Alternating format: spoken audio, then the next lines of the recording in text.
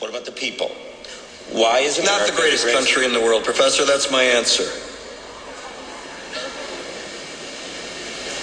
You're saying yes. Let's talk about... Fine.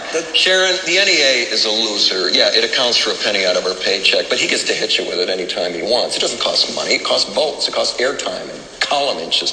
You know why people don't like liberals? Because they lose. If liberals are so fucking smart, how come they lose so goddamn always? Hey. And with a straight face, you're going to tell students that America is so star-spangled awesome that we're the only ones in the world who have freedom? Canada has freedom. Japan has freedom.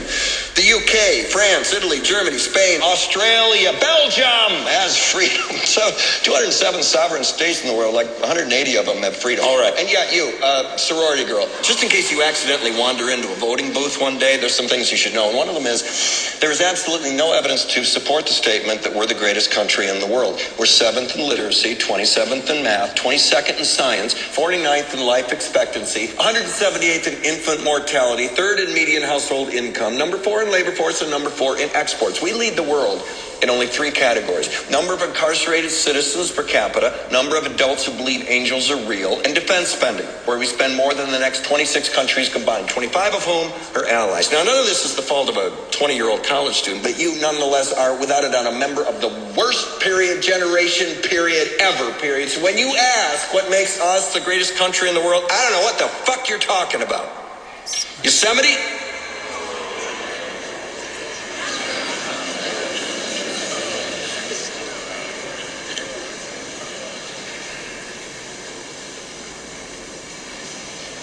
Sure used to be. We stood up for what was right.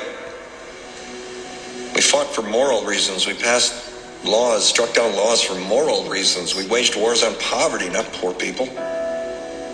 We sacrificed. We cared about our neighbors. We put our money where our mouths were, and we never beat our chest. We built great big things, made ungodly technological advances, explored the universe, cured diseases, and we cultivated the world's greatest artists and the world's greatest economy. We reached for the stars, acted like men. We aspired to intelligence. We didn't belittle it. It didn't make us feel inferior. We didn't identify ourselves by who we voted for in the last election, and we didn't scare so easy.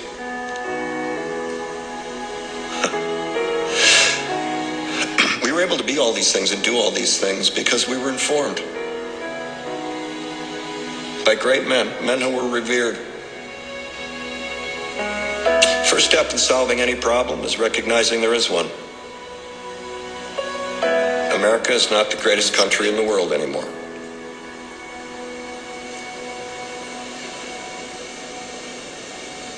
Enough? I think a lot of times when I like this clip. It's a clip of a series called Newsroom. But it's, for me, that's a clip that really talks about life. It really says the truth about the thing that we are doing currently. If you don't look at yourself in the mirror and just call yourself out, there is no way you can get back to the thing that you used to be or be greater than the thing that you used to be. This guy is in front of a stage, is being asked about whether he thinks America is the greatest state in the world, the greatest nation in the world. And he goes on and on a rant. And I think part of the biggest goal of being either someone who puts together words into, let's say, whatever this is, a blog, a vlog, or it's a small look into the mind of Bob Mwangi. Part of that is aspiring to great things, to aspiring to be better than the thing that I am currently, and looking up to other people who push me towards the depths or the lengths of places that I can go to. That single, the first time I watched that bit in Newsroom, it was like, I think, season 1, episode 1. That was, to me, one of the greatest introductions to any packaged anything, video, anything. Like, for me, just sets you up to what it is that thing is doing. But what that does is, a lot of times when we look at our lives, you live forward, but you learn backwards. So you cannot live in the moment and you cannot live in the past. And the point of that is, so I had this very interesting conversation over Easter. I went home, I'm planning on a couple of things, life things. I was talking to this guy, he's a priest. He's a bishop, I think. And he told me something that has been in my mind a lot since then, yeah. So he told me about the various stages of life. Being someone who is aspiring to make programming, I'm very interested in how the length of a 90-minute film or a 30-minute or a 20-minute TV episode, how all of those are packaged or planned to tell a story. And that's the same thing with life. Our lives, how is your life packaged when you think about it? So back in the day, in the news, it was divided into segments of 5 minutes, and in between those segments there was a break for advertising. So if you have news or you have any programming, you'll have 10, 5. It was broken down into specific periods or chunks. So when you think about it, what this guy was saying was, between 0 and 20 years old, that's the first and the biggest period of your life, the formative period. It's not formative in that it gives you any kind of experience, but it's formative in that it gives you, if done right, if you're parented right, if you go to right schools, it gives you the seedlings, or gives you the protection to grow into the biggest tree that you can grow into. But the first 20 years of your life being the biggest chunk of life. And if you think about those years, when you think about when you're in a specific period of your life, in those between 0 and 20, if you can remember, so for instance, you can remember when you're in class 8.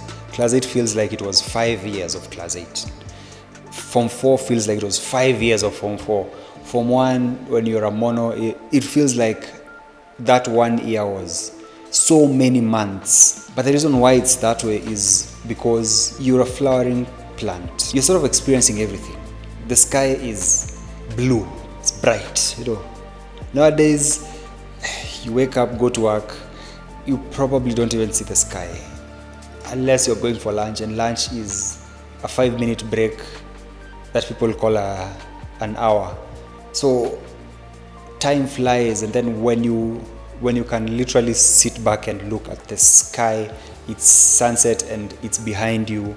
I mean, you're sleeping in a matatu going back, or you're driving home, or you're not noticing these periods.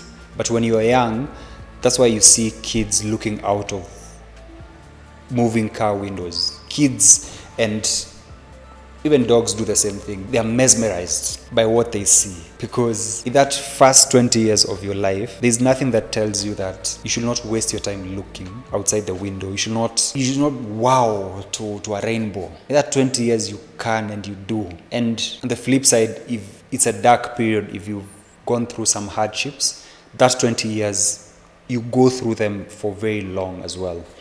I don't want to talk about that though, but the first 20 years being the most formative are the longest if you're talking about human life years. The next chunk of life, the next 15 years, are the years of mistakes. Years when you're allowed to live your life to the fullest without inhibitions. Just wake up in the morning, fuck up. Pardon my English.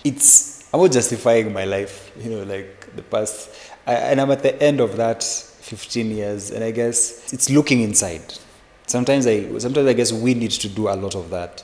A lot of times, the thing that we are given by the world is, nowadays, it's the quick stuff, memes, things that are funny, things that are entertaining. We need to just keep laughing, ignore whatever it is that is going on with our world. Drink, do this, smoke, do this, all these things. Just, I'm here, I'm present, and this is my memoir, this is where I am today. And thank you for watching.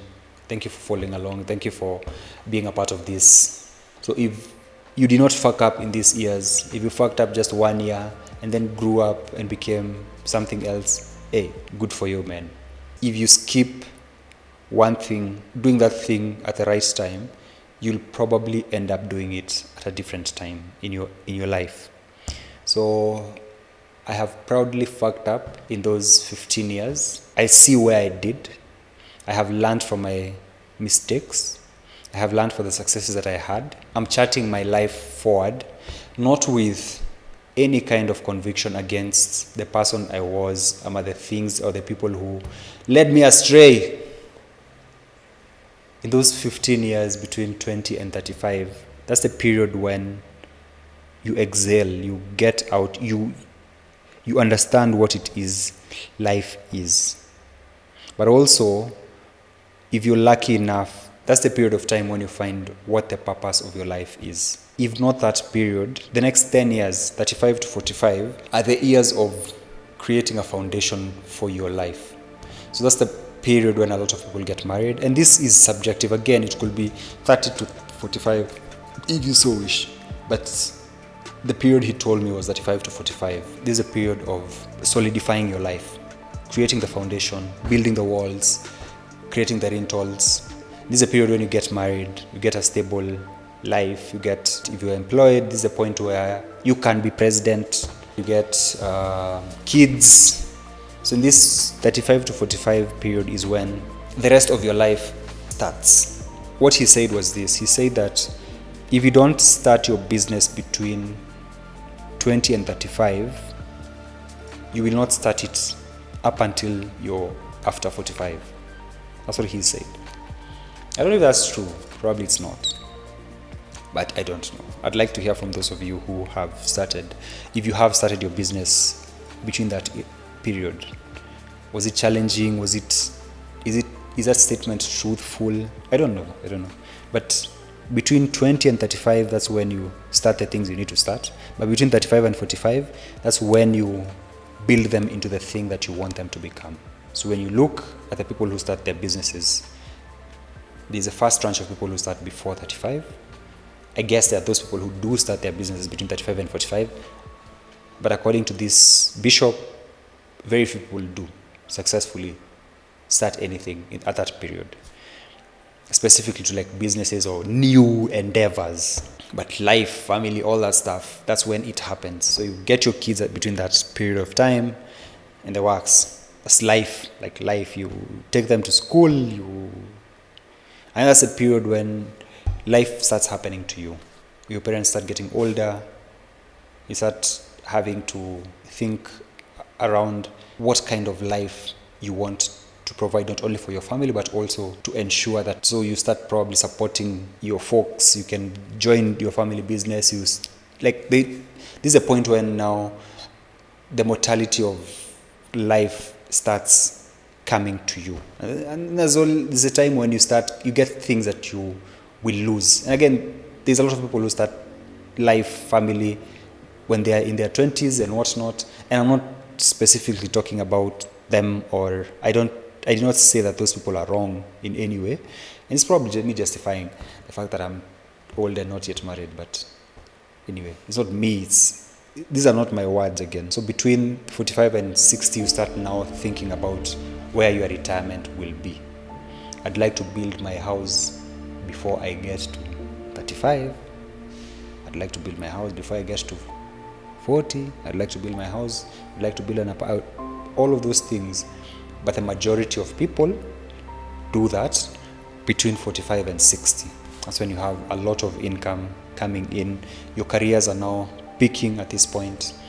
The business you started when you're 20 is now at maturation period. This is a time when you gain that step of mubabas.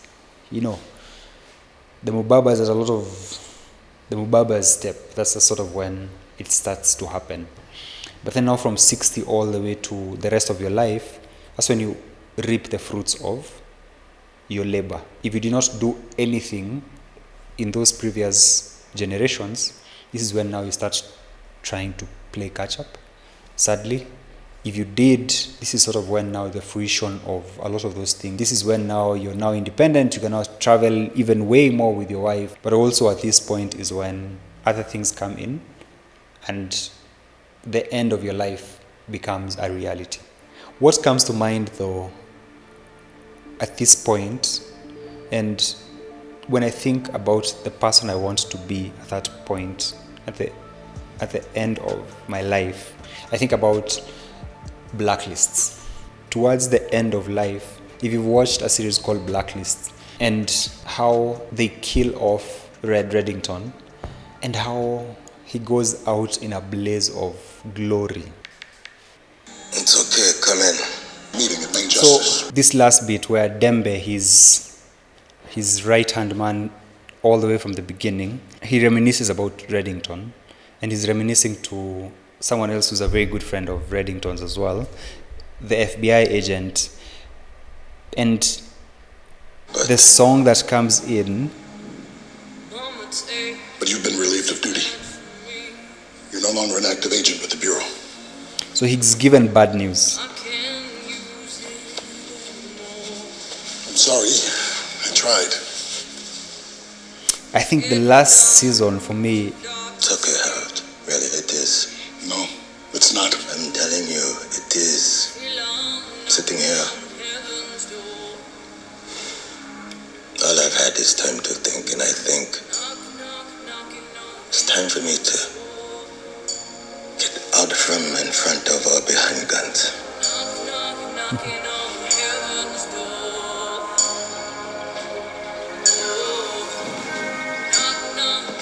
It's early. the saddest thing about, Out back over the hill. or the greatest thing about this character, Raymond Reddington, for me was the same way I started with Newsroom, talking about Lefties. how to start something. This shows me how to end something, how to use everything, how to use music, right camera setting, wardrobe, right actors in service of your story. And in this specific instance, look at it as a metaphor for life. How does your life get to that point? Worrying about the details, the minute details. So Reddington walks out of the place where he was staying, and it's just him with his song.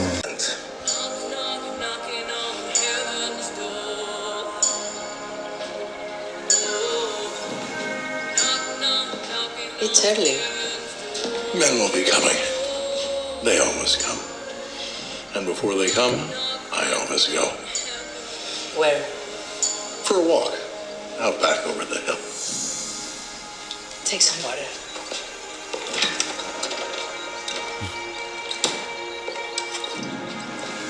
Lefties.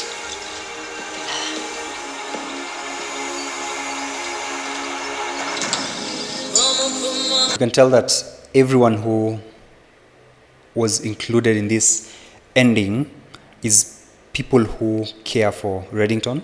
At the bad end of your life, that's sort of what you want.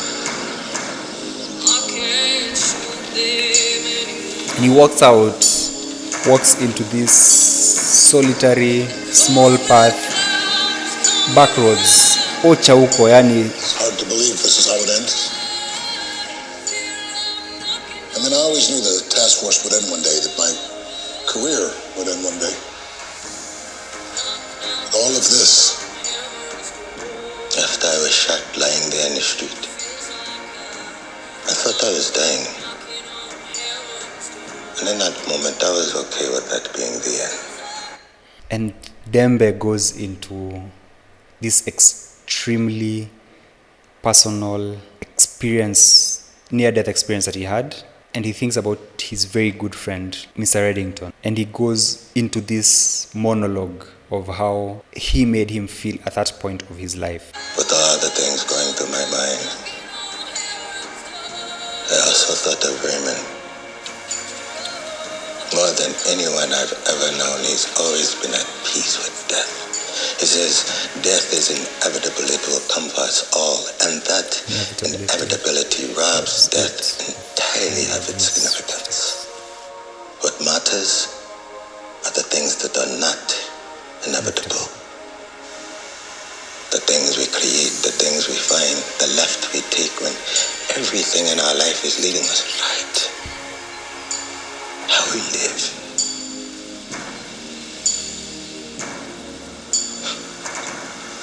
always loved him for that, for his remarkable refusal to go quietly into that good night.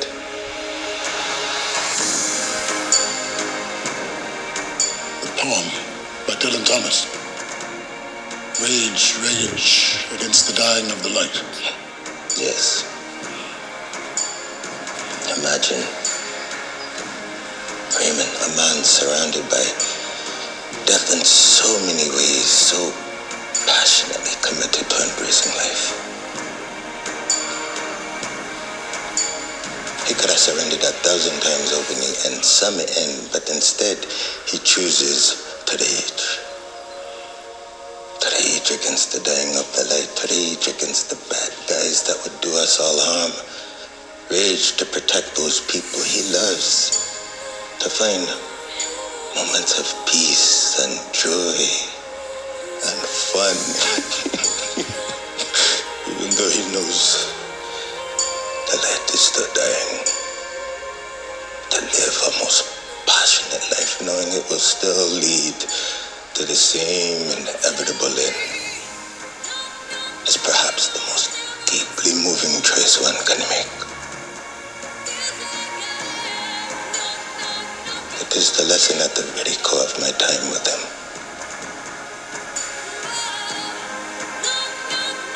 He never imagined this is how it would end. But our time with him, our time together, it was never about how it ended. It was about the adventure, about life, about Raymond constantly reminding us, showing us, imploring us to the age.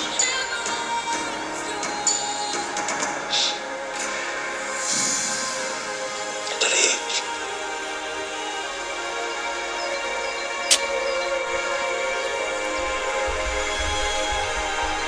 Life's too short.